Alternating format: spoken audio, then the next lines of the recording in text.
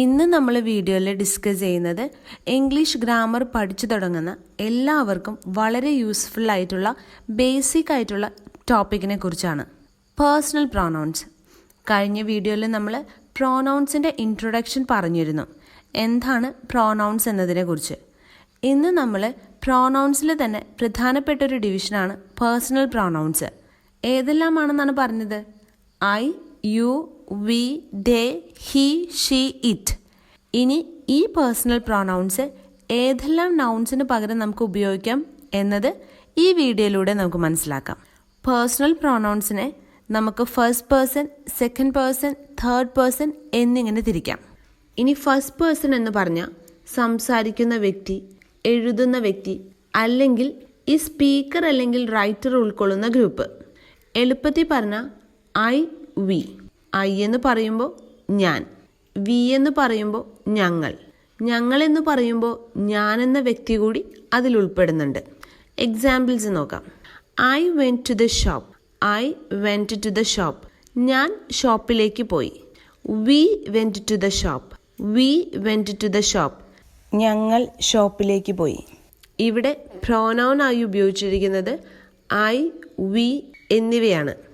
ഇനി second person എന്ന് പറഞ്ഞാൽ നമ്മൾ ആരോട് പറയുന്നുവോ അവരാണ് സെക്കൻഡ് പേഴ്സൺ. സാധാരണ യു ആണ് സെക്കൻഡ് പേഴ്സൺ. ഇവിടെ ഒരു വ്യത്യാസം കൂടിയുണ്ട്. ഈ സെൻറ്റൻസുകൾ നോക്കിയേ.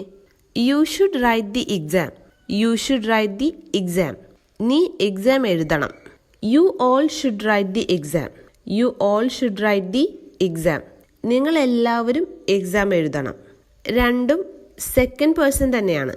എന്നാൽ ആദ്യം പറഞ്ഞ സെൻറ്റൻസിൽ യു സിംഗുലർ ആണ്. എന്നാൽ രണ്ടാമത് പറഞ്ഞ സെൻറ്റൻസിൽ യു എന്നത് പ്ലൂറൽ അർത്ഥത്തിലാണ് ഉപയോഗിച്ചിരിക്കുന്നത്. ഇനി third person.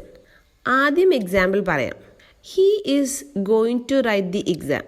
He is going to write the exam. അവൻ എക്സാം എഴുതാൻ പോകുന്നു. അവൻ എക്സാം എഴുതാൻ പോകുന്നു. ഇവിടെ നമ്മൾ മറ്റൊരാളെ കുറിച്ചാണ് സംസാരിക്കുന്നത്. നമ്മൾ ആരെക്കുറിച്ചാണോ പറയുന്നത് ആ വ്യക്തിയെ അല്ലെങ്കിൽ ആ വസ്തുവിനെ, ആനിമൽസിനെ, എന്തുമാകാം, അതിനെ നമുക്ക് തേർഡ് പേഴ്സൺ എന്ന് പറയാം. ഹീ, ഷീ, ഇറ്റ്, ദേ എന്നിവയാണ് തേർഡ് പേഴ്സൺസ്. ഞാൻ ഒന്നുകൂടി പറയാം. ഹീ, ഷീ, ഇറ്റ്, ദേ എന്നിവയാണ് third persons.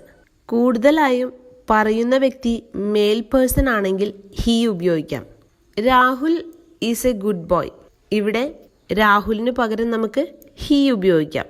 He is a good boy.